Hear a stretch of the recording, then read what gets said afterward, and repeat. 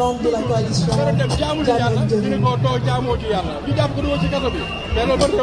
Mesdames et messieurs les investis, mesdames et messieurs les journalistes qui avaient été très patients avec nous aujourd'hui, Sénégalais et Sénégalaises d'ici et de la diaspora, je vous salue et vous remercie d'avoir répondu présent à l'invitation de Monsieur le Président. J'ai pour habitude de le rappeler qu'en politique, les hommes sont peu de choses. Pour paraphraser Alexandre Dumas, en politique, il n'y a pas d'homme, il n'y a que des idées. Si j'ouvre mes propos ainsi, c'est parce qu'il est vital pour nous tous acteurs de la vie politique de nous rappeler que nos idées importent plus que nos personnes. Elles sont appropriées par d'autres qui viennent après nous et bien souvent contre nous. Le temps de la guerre s'est passé. Nous nous rendons compte à l'évidence que nos idées portées et parachevées par ceux que nous sont portées et parachevées par ceux qui nous portent le port. Derrière l'invective, en réalité, se cache un empressement à vouloir se mettre au-dessus. Nous, hommes et femmes politiques, sommes peu de choses.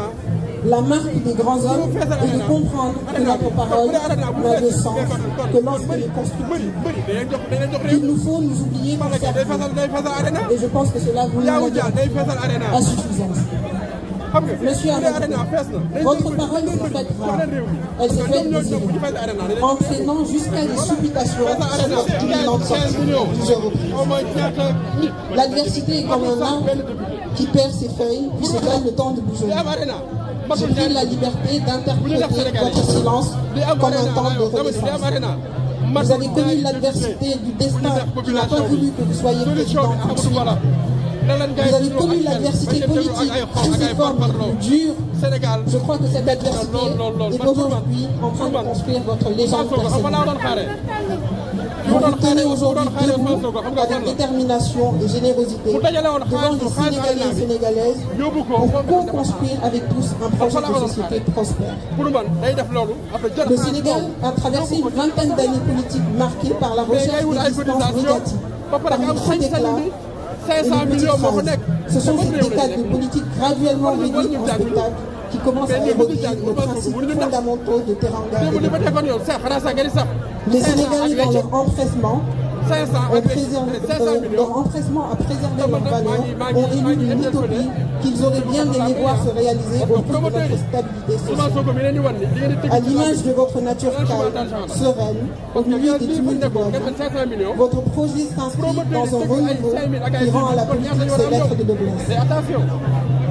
L'élégance, le respect de l'autre, le respect de soi. Je remercie tous les responsables politiques ici présents. Les conditions sont je pensais que les questions politiques étaient derrière nous. Nous l'avons vécu. Je pense que très certainement on va les dépasser très très bien. Le président Amadouba c'est aussi pour moi l'occasion de présenter aux journalistes venus nombreux couvrir cette conférence de presse. Enfin, avant de démarrer, je voudrais demander les jeunes camarades et surtout les militants, militantes et sympathisants de rester calmes.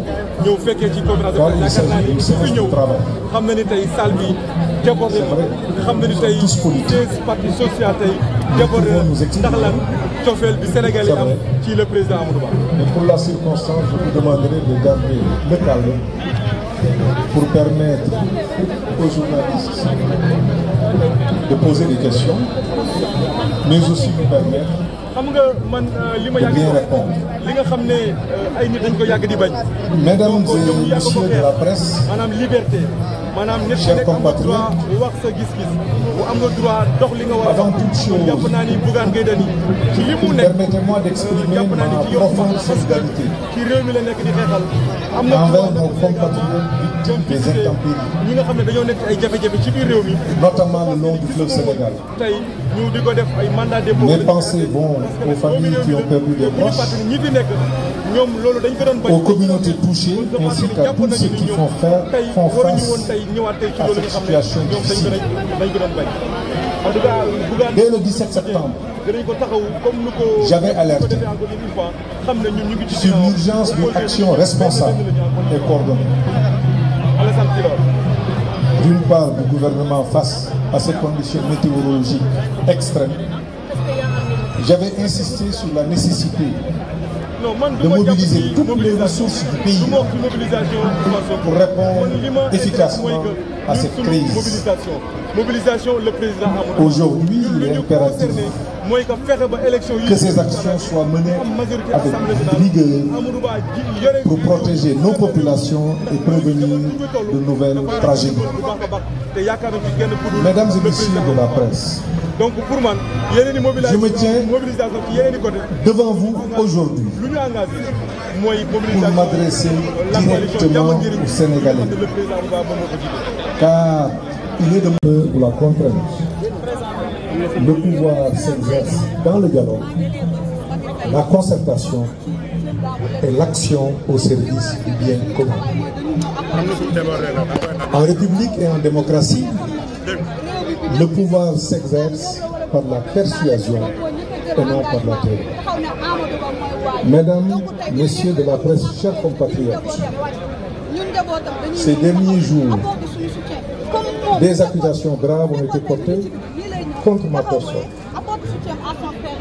Je ne suis pas ici pour m'engager dans des polémiques, ni répondre par l'invective.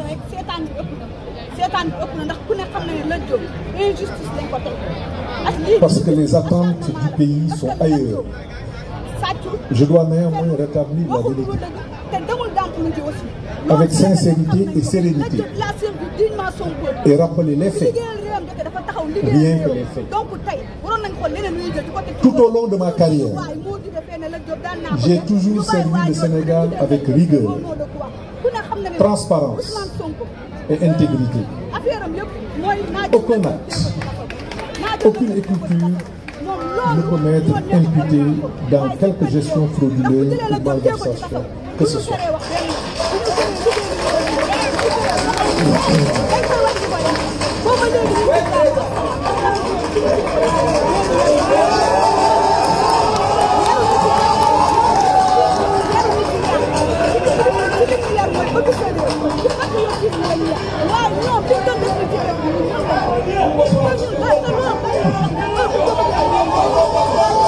S'il vous plaît.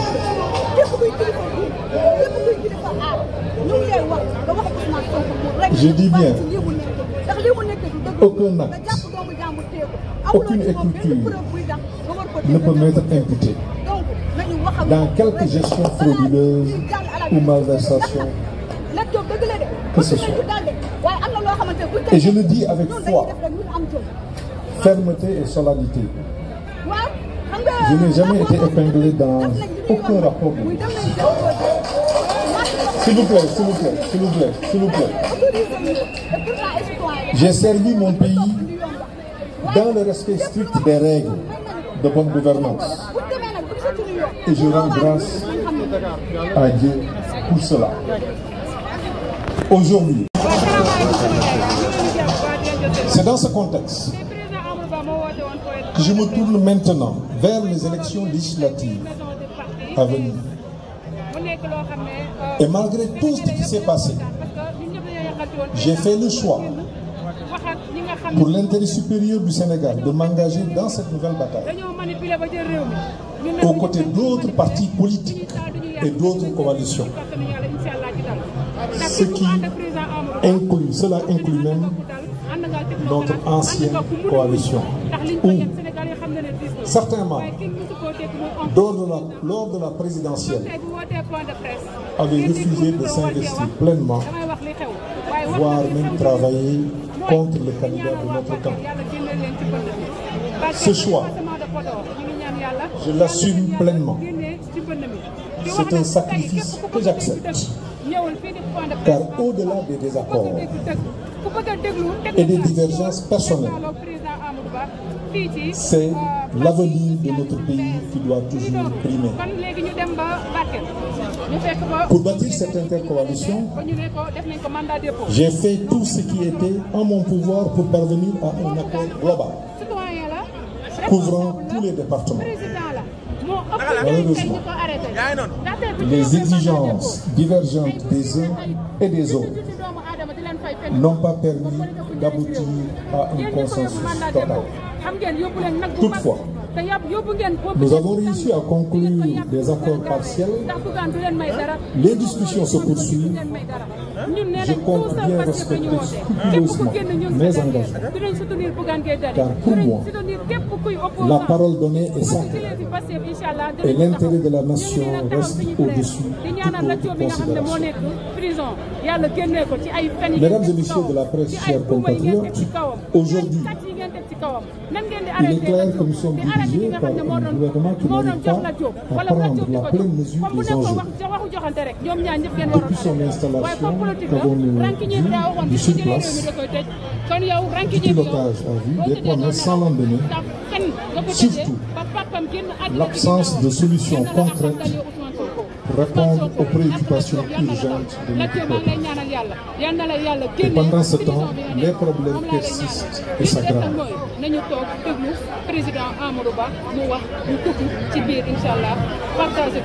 Au lieu de s'attaquer aux vrais défis,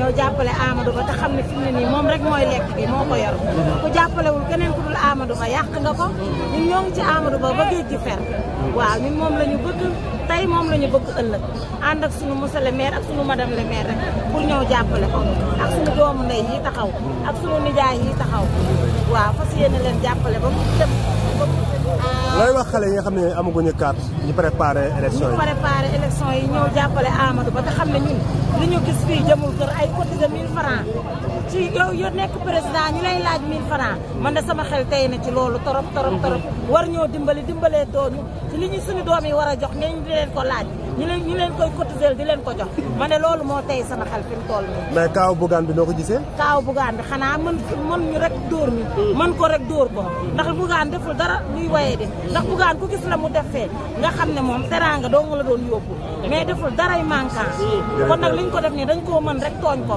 te mënuñu ci dara nag waaw. bu ko defee ñu jël Amadou Ba ndax lu yëngu rek lu ko yëngal bopp doole ndax nit boo xamatu foo jëm da ngay jël fu nga jógoo ndax Amadou moom la ñu yaakaar moom la ñu yaakaar yàlla moom yàlla la yaakaar ñu yaakaar ñu ñaan yàlla na ko yàlla jàppale li muy yóotu yàlla na ko yàlla may militants yi loolu di wax militants yi maa ngi leen di soññ def bëccëg ñu toppatoo seen carte ak carte xale yi ndax carte mooy xeex mooy doole mooy pistolet soo amul carte làmmiñ kese taxul fafal nit ñun si loolu la ñuy dox waaw ba tey ban message nga mënoon ngay sànni Amadou Ba ki nga xam ne moom la ñu bëgg sànni moom la ñu bëgg voteel ban message ngay lancé Amadou Ba Amadou Ba waaw ana jàppale jigéen ñi jàppale xale yi ndax doole jënd ndox ndax nit soo gisee muy sonn toog jaatax yaa ngi dégg ñu jàppale suñu doom yi ndax ñu bàyyi gaal yi mu tal leen fu ñu sonn nekk fii di liggéey loolu la ñu ñaan yàlla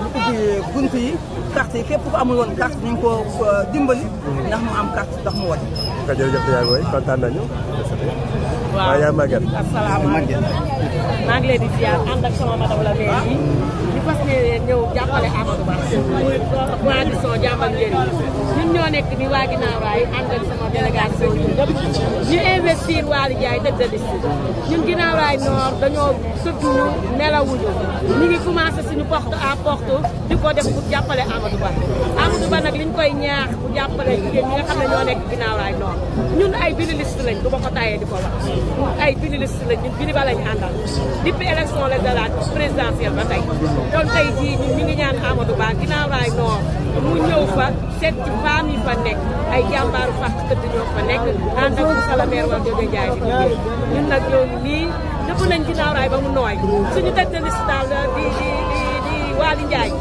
jàppale nañu ñu ngi ànd ak moom di liggéey gën a soutenir kii Amadou Ba merci beaucoup kontaan nañ trop tey nag dañu ñëwoon fii ëpp nañ fii ba mu nooy mobilisation bi ëpp na lii mais dañ mënut a jël yëpp rafet na